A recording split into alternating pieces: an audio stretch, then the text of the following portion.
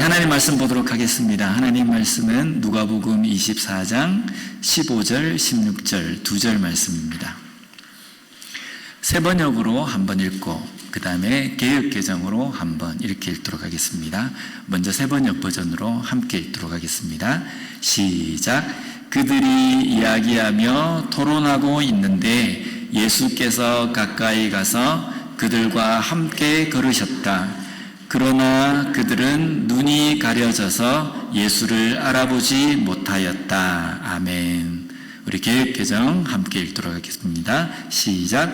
그들이 서로 이야기하며 문의할 때에 예수께서 가까이 이르러 그들과 동행하시나 그들의 눈이 가려져서 그인 줄 알아보지 못하거늘. 아멘.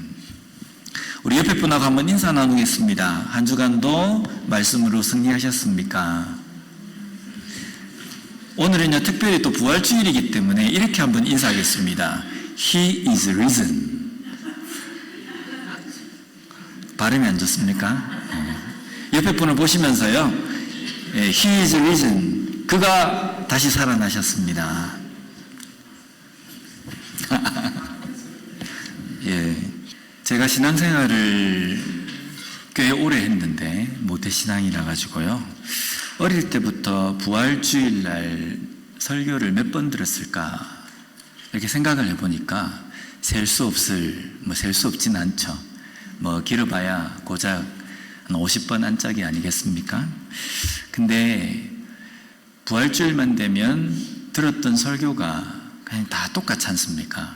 내용이 다 비슷하니까 제가 올해 1월에 들어오면서 부활주일날 설교에는 어떤 내용을 설교할까 좀 고민을 하다가 주제를 정했습니다. 주제를 정하고 이제 부활주일이 다가올 때 설교를 만들고 초안을 만들고 이번 주 부활주일 설교 준비를 하기 위해서 주중에 계속 컴퓨터를 가지고 워드를 가지고 이제 하는 동안에 오늘 마지막 완성된 이 설교가 원고가 4번째 설교입니다. 그러니까 주중에 부활주일 설교를 한 번 만들었다가 다시 덮고 또 한 번 만들다가 다시 덮고 이게 안 되는 겁니다. 그 이유 중에는 물론 오늘 다루려고 하는 내용이 약간 좀 어려운 내용도 있고요. 그 어려운 내용인데 우리 어른들만 있으면 괜찮은데 우리 유스 아이들이 같이 있으니까 이 내용을 또 쉽게 또 만들어야 되는 겁니다. 그래 놓으니까 이게 좀 이번 주 한 주간은 정말 설교 때문에 저도 고난 가운데 있는 시간이 좀 되었던 것 같습니다. 근데 오늘 설교가 어떻게 또 우리 유스 아이들에게 또 이해가 되는지 참 걱정이 좀 되기는 합니다. 우리가 보통 부활주일 인사를 할 때 보면 해피 이스터라고 이렇게 이야기합니다. 그래서 이스터라는 이 말이 어디서 이게 유래가 됐을까 좀 이렇게 자료를 좀 찾아보니까요, 확실한 건 아닙니다. 그렇게 유래되었다라고 추측할 뿐입니다. 근데 이스터, 이게 동쪽이라는 뜻이지 않습니까? 이스트, 그러니까 동쪽에서 해가 뜨고 동쪽에서 따뜻한 기운이, 그래서 봄의 기운이 동쪽으로부터 온다라는 그 의미로 그 따뜻함과 또 새로운 생명을 가져다 주는 그런 어떤 신을 기리는 고대 게르만족들이 기리는 어떤 그런 축제에서 유래된 단어라고 합니다. 그래서 지금은 이스터라고 하면 그 축제 때에 예수님의 부활에 대한 어떤 그걸 감사하면서 그 축제를 했던 그것의 유래가 되어서 이 부활절을 이스터라고 이렇게 이야기를 한답니다. 우리가 주일날을 썬데이, 주일날 예배를 드리지 않습니까? 이것도 또한 정확한 건 아니지만 여러 가지 설이 있지만 안식 후 첫날 우리가 예배를 드리기 때문에 주일이다라고 하는 사람도 있고, 또 고대에 또 유대인들이 예수님의 그 부활하심의 예배를 드리기 위해서 안식 후 첫날이지만 이 일요일이 고대의 로마 시대 때 중세 때에 태양신을 숭배하던 날입니다. 그 그 축제 날입니다. 이 날은 모든 일을 다 안 하거든요. 문을 닫고. 그래서 노예 생활을 하고 어려운 생활을 하던 유대인들이 그날만큼은 쉴 수 있는 날입니다. 그래서 그때 함께 모여서 예배를 드렸다. 그래서 이 날은 태양신을 숭배하던 날이다. 그래서 주일날 예배 드리는 것은 뭔가 문제가 있다라고 이야기하는 사람도 있습니다.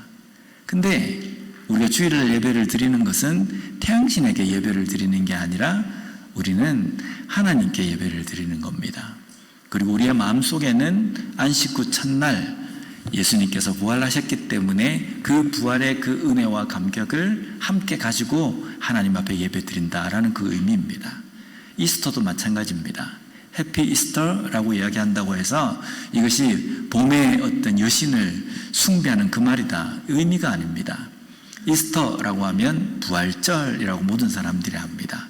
그리고 우리가 해피 이스터라고 이야기하면 그 봄의 어떤 여신을 찬양하는 것이 아니라 예수님께서 부활하셨습니다 라는 것을 우리가 기뻐하고 함께 예배를 드리는 겁니다. 그래서 어떤 크리스찬들은요, 우리가 해피 이스터라는 말보다는 He is risen 이라고 하는 게 좋지 않겠느냐 라고 해서 그렇게 또 인사하시는 분도 있습니다. 전 다 좋은 것 같아요. 해피 이스터, 또 He is risen. 어떤 것 상관없을 것 같습니다.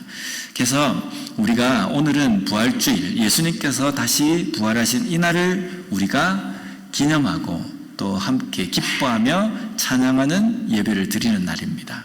그런데 부활이라는 것이 무엇인가라는 겁니다. 부활. 죽었던 사람이 다시 살아나는 것이 부활인가? 어떻게 생각하십니까? 성경에 보면요, 죽었다 다시 살아난 사람들이 많이 있습니다. 여러 사람들이 있습니다. 엘리야 선지자가 살린 아이도 있고, 엘리사 선지자가 살린 아이도 있고, 또 신약 성경에는 보면 나인성 과부의 아들도 있고요. 그 다음에 우리가 잘 알고 있는 나사로도 있습니다. 죽었다가 다시 살아난 사람, 여러 사람이 있습니다. 그런데 우리는 이 죽었다 살아난 사람을 부활했다라고 말하지 않습니다. 이걸 어떻게 표현하냐면요, 소생했다라고 이야기합니다. 다시 살아났다는 겁니다. 그러면 부활도 다시 살아났다는 건데 뭐가 다른가? 다릅니다. 소생, 사람이 성경에 나와 있는 인물 중에 죽었다 살아난 사람은요, 그가 죽고 난 다음에 다시 살아났을 때의 그 몸은 그가 이전에 죽기 전에 그 몸과 똑같습니다. 만약에 제가 죽었어요. 그런데 어떻게 해서 살아난 겁니다. 살아나면 이전에 제 몸뚱아리, 제 생각, 이것들을 그대로 가지고 살아나는 겁니다. 이것은 부활이 아니라 소생이라고 이야기합니다. 한자로요. 생명을 다시 얻었다라는 그 의미거든요. 그런데 우리가 예수님께서 다시금 죽었다가 살아나실 때에는 예수님이 다시 살아나신 것을 우리는 소생이라고 말하지 않습니다. 부활이라고 이야기합니다. 왜 부활이라고 말을 하냐면요, 소생했다는 의미와 다르기 때문입니다. 예수님께서 부활하신 후에 그 부활체는 예수님께서 살아계실 때 육신의 몸을 입었던 그 육신과는 다르게 다시금 살아나셨기 때문입니다. 예수님께서 부활하신 후에 40일 동안 제자들에게 보이십니다. 자, 봐라. 내가 지금 부활했지 않느냐. 내가 말한 것을 내가 말한 대로 다시금 죽었다가 다시 부활하였다. 자, 나를 만져봐라. 그래서 도마에게는 이 손에 있는 못자국도 만져보고 옆에 있는 창자국도 만져봐라. 나 맞지? 라고 이야기하십니다. 제자들이 40일 동안 쭉 보이십니다. 보이시고 그 제자들이 예수님을 만져보기도 하고 직접 보기도 했습니다. 그런데 육신으로 부활하신 그 예수님이 우리가 생각하는 육신과 조금 다른 겁니다. 사람들이 이제 예수 믿는 사람을 핍박할 것이 너무 두려워서 제자들이 모여서 골방에 전부 다 모였습니다. 대책회의를 했는지 아니면 기도를 하기 위해서 모였는지 그들이 골방에 모였습니다. 문을 아주 철저하게 걸어 잠그고 그 골방에 모였습니다. 모여있는데 예수님께서는 거기에 나타나셨습니다. 누군가가 문을 열어준 것이 아니라 그 문을 통과해서 들어오시기도 하고 또 대화를 나누시다가 갑자기 사라지시기도 합니다.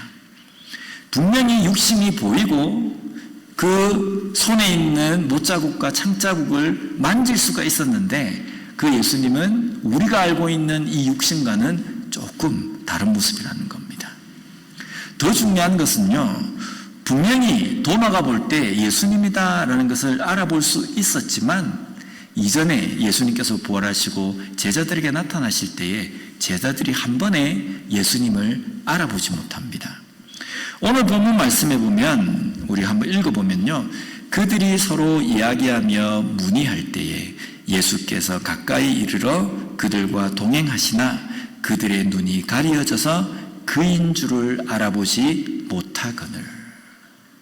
이게 형체가 없다고 한다면, 뭔가 다른 어떤 모습으로 바뀌었다고 한다면 영적인 무지함 때문에 못 알아보게 되었다라고 우리가 설명할 수 있지만 제자들이 예수님을 보고 뒤에 보면요, 예수님인 줄 아는 겁니다. 그리고 심지어 손에 있는 창자국, 목자국과 옆구리에 있는 창자국을 손을 넣어서 만져볼 수 있는 형체가 있는 몸으로 예수님께서 부활하셨습니다. 그런데 제자들이 처음 부활하신 그 예수님 모습을 보고 알아보지 못하는 겁니다. 제자들 중에 엠마오로 가는 그 두 제자들이 그들이 엠마오로 가는 그 노중에서 예수님을 만납니다. 그리고 가는 도중에 계속 예수님과 대화를 하고 이야기를 나누고 했는데 엠마오까지 도착하는 기간 동안에도 예수님인지 알아보지 못합니다. 어떻게 못 알아볼 수 있습니까? 제자들이 예수님을 알아보지 못한다는 것은 이해가 되지 않습니다. 왜냐하면 예수님과 함께 먹고 함께 자고 함께 어려움 당하고 함께 기뻐하고 함께 슬퍼한 그 시간이 있었는데 그 시간 동안에 예수님과 함께 했는데 어떻게 제자들이 예수님을 못 알아볼 수 있습니까? 예수님이 처음에는 뭔가 좀 그거에서 못 알아본다 할지라도 그 긴 노중에 이야기를 하며 대화도 나누고 또 눈을 맞추면서 이야기도 했는데 제자들이 그것을 알아보지 못한다는 겁니다. 결국은 예수님께서 부활하신 그 부활체는요, 우리 인간과 지금 우리 육신의 몸을 입고 있는 이 몸과 비슷한 부분도 있지만 그러지 못한 부분도 분명히 있다는 겁니다. 그래서 우리는 이 부활체의 예수님의 이 모습을 우리는 뭐라고 하냐면요, 영화로운 모습으로 부활하셨다라고 이렇게 표현합니다. 두루뭉실하게 그냥 할 말이 없으니까 이런 말을 한 게 아니라요, 우리의 육신과 비슷한 부분이 있지만 육신과 다른 부분이 있는 그 몸으로 부활하신다는 겁니다. 그러면 도대체 어떤 몸으로 부활을 하느냐 궁금하지 않습니까? 과거에 제가 어릴 때에 이런 설교를 좀 많이 들었습니다. 나중에 우리가 부활을 하면 이 육신과 영이 탁 만나가지고 지금 내 모습으로 부활한다라는 겁니다.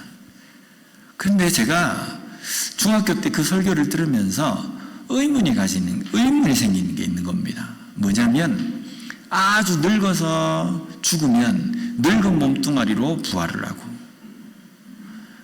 중학생 때 죽으면 중학생 몸뚱아리로 부활하는가? 내 중학교 때 이 얼굴에는 여드름이 덕지덕지한데 그러면 이 여드름이 덕지덕지한 얼굴로 부활하는가? 그래서 제가 전도사님께 물었어요. 어떻게 부활합니까? 그러니까 그때는 얼굴도 피부가 뽀샤시해져 가지고 그냥 그렇게 부활한다는 겁니다. 한쪽 발이 없던 사람도 나중에 부활할 때는 그 팔이 정상적으로 이렇게 있는 몸으로 부활한다는 겁니다. 그럼 어릴 때 죽은 사람은 어릴 때 그 몸으로 부활합니까? 아니라는 겁니다.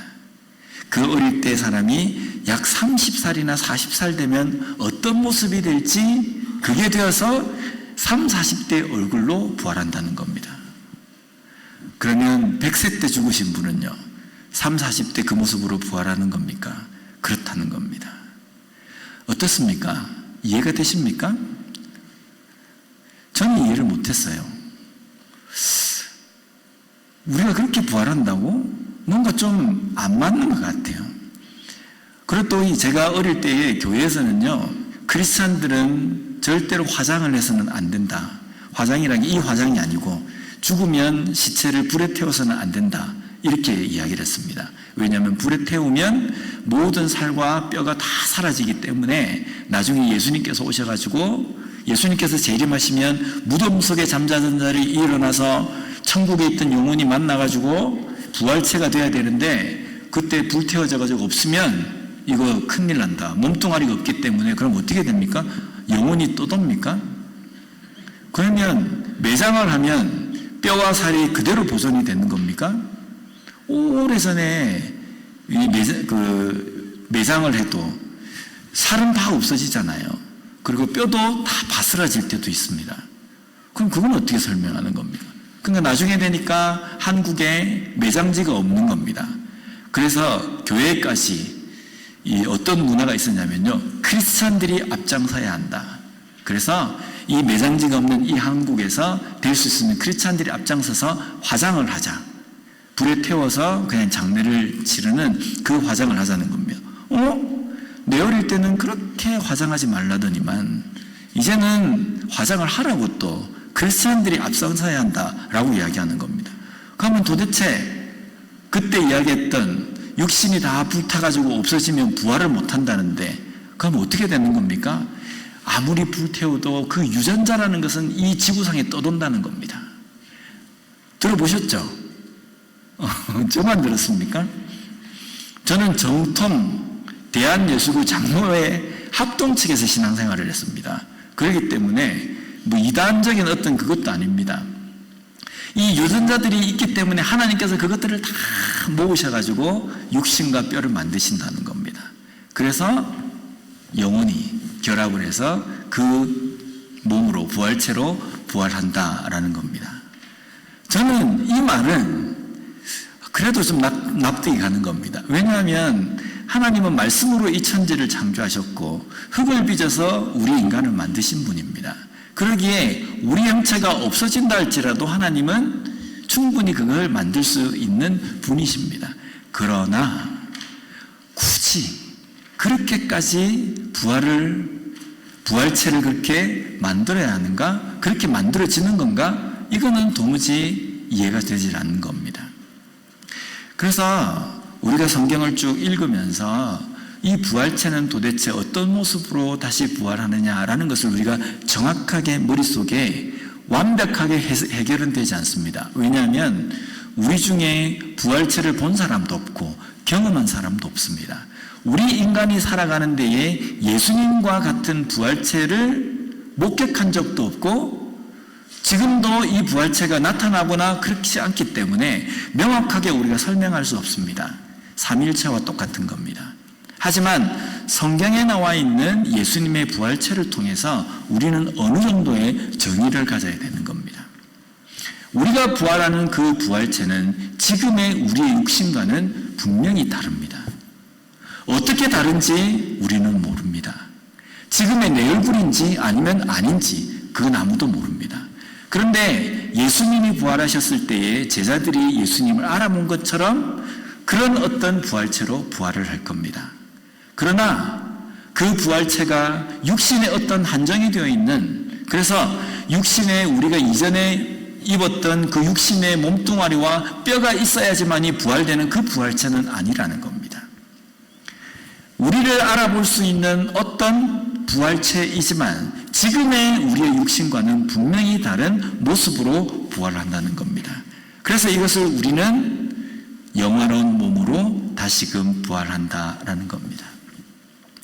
우리가 나중에 육신이 죽고 난 다음에 육신이 어떻게 되고 썩고 흙으로 돌아가고 다 없어진다 할지라도 우리는 예수 그리스도를 통해서 우리는 분명히 부활하게 됩니다. 그 부활을 함으로 인해서 우리는 다시금 예수님께서 우리에게 약속하신 그 영화로운 그 구원의 은혜를 우리가 누릴 수 있다는 겁니다. 그런데 이 부활, 영화로운 몸으로 우리가 부활한다라고 이야기할 때에 그 이 부활이라는 것이 지금 현재 살아가는 우리에게는 이 부활이라는 것이 어떤 의미가 있느냐라는 겁니다. 부활이 죽어서 되는 거라고 한다면 부활신앙으로 살아간다는 것이 무엇인가라는 건데요. 부활이라는 것이 우리에게 정말 중요합니다. 영은 선하고 육은 악하다, 이렇게 주장하는 사람들이 있습니다. 그래서 몸뚱아리는 아무렇게 그냥 돼도 상관없고 우리의 영만 깨끗하게 하면 된다라고 생각합니다. 맞습니까? 그런데 성경에서 우리에게 거룩하라, 깨끗하라, 너희 몸이 깨끗하라 라고 말씀하신 그 몸에는요, 영만 들어가는 것도 아니고 이 몸뚱아리만 들어가는 것도 아닙니다. 우리의 영과 몸이 함께 들어가는 겁니다. 우리에게 거룩하고 깨끗하라고 말씀하신 것은요, 우리의 영과 육이 함께 깨끗하라는 겁니다. 육이 깨끗하라는 것이 매번 샤워를 해가지고 때가 없도록 만들라라는 그 의미가 아니라 거룩한 생각을 통하여서 거룩한 행동이 나아가는 그런 삶이 되라는 겁니다. 깨끗한 생각을 함으로 인해서 깨끗한 행동을 하는 사람이 되라는 겁니다. 이것이 부활신앙으로 살아가는 우리에게 중요한 메시지라는 겁니다.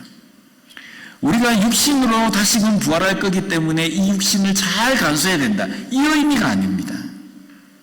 우리가 거룩해야 되는 것은 우리의 영만이 아니라 우리의 몸 전체가 거룩하고 깨끗해야 한다는 겁니다. 이것이 부활신앙으로 살아가는 우리의 삶, 선하게 살아가야 한다는 그 말씀의 의미라는 겁니다. 매일매일 영과 육을 분리해서 영을 선하게 한다라는 그 의미가 아니라 선한 삶이라는 것은 선한 생각과 그 생각이 선한 행동으로 우리의 몸을 통해서 드러나는 삶을 사는 것입니다. 그래서 우리가 거룩한 삶을 살아야 되는데요. 제가 어릴 때 주일학교 때 저희 주일학교 부장님이신 장로님께서 본인이 작사 작곡했다라고 해가지고 저희들에게 가르쳐 주신 찬양이 있습니다. 그래서 이 가사가 너무 생각이 안 나서 혹시 누가 그때 그 자리에서 들었던 사람이 인터넷에다가 이걸 올려가지고 누가 하지 않았을까 생각해서 그 장로님이 하신 그 가사를 쳐봤는데요. 제가 배신감이 느껴졌습니다. 장로님이 작사 작곡을 하신 것이 아니라 어떤 다른 분이 이미 주일학교 찬양으로 이 작사 작곡을 해놓은 겁니다. 그러면서 약간 좀 이렇게 미소도 좀 짓고 웃어봤는데요. 그 가사 내용이 이렇습니다. 아침마다 거울 보며 내 모습을 예쁘게, 아침마다 성경 보며 내 마음을 예쁘게, 거울 보지 않는 사람 나의 모습을 몰라, 성경 보지 않는 사람 나의 마음도 몰라. 2절도 있는데요. 2절은 그하지 않고요. 주일학교 때 제가 이 찬양을 이렇게 부르면서 제 마음속에 어린 마음에 맞다는 생각이 너무 많이 들었습니다. 우리는 아침마다 일어나서 거울을 봅니다. 혹시 내 머리 스타일이 제대로 됐는가? 우리 여성분들은 후가시가 잘 들어갔는가? 고데기로 해서 머리가 뽕송하게 올라갔는가? 보시지 않습니까? 눈썹은 잘 그렸는지 봅니다. 아침마다 거울을 봐야 내 모습이 지금 어떻는지 알 수 있습니다. 식사가 끝나면 어떻게 하십니까? 거울을 꺼내서 하시지 않습니까? 입술에 또 다시 바르시고 막 하지 않습니까? 매번 체크를 합니다. 왜? 내 모습이 어딘가 흐트러진 것은 없는지, 잘못된 부분은 없는지 매 순간 확인합니다. 이처럼 우리가 거룩한 삶을 살기 위해서도 매 순간 체크를 해야 합니다. 오늘 내 삶이 바른 삶이 되어가고 있는가? 그래서 아침마다 말씀을 보며 내 마음을 비춰보는 겁니다. 정말 나는 거룩하고 깨끗한 삶을 살아가고 있는가라는 겁니다. 내가 앞으로 육신이 죽고 나면 부활체로서 내가 부활하게 되는 그런 아주 어마어마한 사람인데, 그 구원의 은혜를 내가 소유한 사람인데, 내가 이 땅에 살면서 정말 그 부활체의 약속을 받은 사람으로서 내가 거룩한 삶을 지금 내가 살고 있는가, 이것을 볼 수 있는 거울은 하나님의 말씀이라는 겁니다. 이 말씀을 통하여서 내 마음을 비추어 보야 내 마음이 어느 상태인지 알 수 있다는 겁니다. 하루의 거울을 최소한 한 번은 보지 않습니까? 그런데 어떻게 하나님의 백성이고 그리스도인이라고 하는 사람들이 영의 거울인 하나님의 말씀을 한 번도 보지 않고 일주일을 보낼 수가 있느냐라는 겁니다. 외모에 자신이 있습니까? 내 외모는 어떻든 아무 상관없는 겁니까? 내 영혼이 아무렇게나 돼도 상관없는 겁니까? 아니면 내 신앙에 자신이 있는 겁니까? 자신이 있으신 주님도 매일 하나님 앞에 기도하며 하나님 앞에 매달리는 시간을 가지셨다는 겁니다. 그렇다면 우리 또한 마찬가지입니다. 아무리 나 자신의 신앙에 자신이 있다 할지라도 우리는 분명히 연약한 인간들입니다. 그렇기 때문에 지금 내 신앙이 제대로 되어 있는지를 하나님의 말씀을 통해서 비추어 보는 시간이 매일 있어야 되는 겁니다. 이거는요, 목사가 하는 잔소리가 아닙니다. 교회 가면 흔히 듣는 잔소리가 아닙니다. 우리가 그렇게 살지 못하면 거룩하지도 깨끗하지도 못한 상태 속에서 나는 깨끗한 것처럼 착각하고 살아가게 된다는 겁니다. 거룩한 부활체로 부활하는 구원받은 우리는 지금 이 땅에서 영과 육이 깨끗하고 거룩한 삶을 살기 위해서 몸부림치는 삶을 살아야 된다는 겁니다. 내 생각은 항상 거룩하고 깨끗한 생각을 하기 위해서 악한 생각을 떨쳐버려야 합니다. 내 악한 생각으로 인하여서 내 육신이 악한 행동, 거룩하지 못한 행동을 하지 않도록 몸부림을 쳐야 한다는 겁니다. 몸부림을 쳐도 제대로 걸어갈 수 없기 때문에 우리는 하나님 앞에 기도하는 겁니다. 하나님, 도무지 안 됩니다. 저를 좀 붙들어 주십시오. 저를 좀 완강하게 저를 좀 붙들어 주십시오. 그렇게 기도하며 처절하게 영적 전쟁을 싸워나가야 한다는 겁니다. 그런 삶을 살아도 모자라는 이 시대에 하나님의 말씀을 일주일 동안 한 번도 들여다보지 않고 기도도 한 번도 하지 않고 우리가 살아간다는 것은요, 겁을 상실하는 것이 아닌가라는 겁니다. 우리 성도님들이 그렇다는 것이 아니라 다른 데에 교회에 가보면 그런 성도들이 있다는 겁니다. 우리 성도님들은 거룩한 부활체로 부활하는 구원받은 성도답게 매일매일 삶 속에서 하나님의 말씀으로 거룩한 삶을 살아갈 수 있는 부활의 신앙으로 살아가는 우리 모두가 되었으면 좋겠습니다. 기도하겠습니다. 하나님 아버지, 감사합니다. 오늘 말씀을 통해서 우리가 어떤 부활체로 부활하게 되는지 예수님의 그 부활의 모습을 통해서 살펴보게 하여 주신 것 감사합니다. 내가 죽어서 부활되니까 지금은 나와 아무 상관이 없다라는 것이 아니라 정말 그 부활의 신앙으로 살아간다는 것이 어떤 것인지, 지금 현재 내 삶에서는 어떻게 사는 것이 그 부활을 소유한 사람답게 살아가는 것인지 깊이 고민할 수 있는 우리가 되게 하여 주시고, 지금 현재 이 땅의 삶에서 하나님의 말씀대로 매일매일의 거룩한 삶을 살아가는 우리가 되게 하여 주시옵소서. 예수님 이름으로 기도드립니다. 아멘.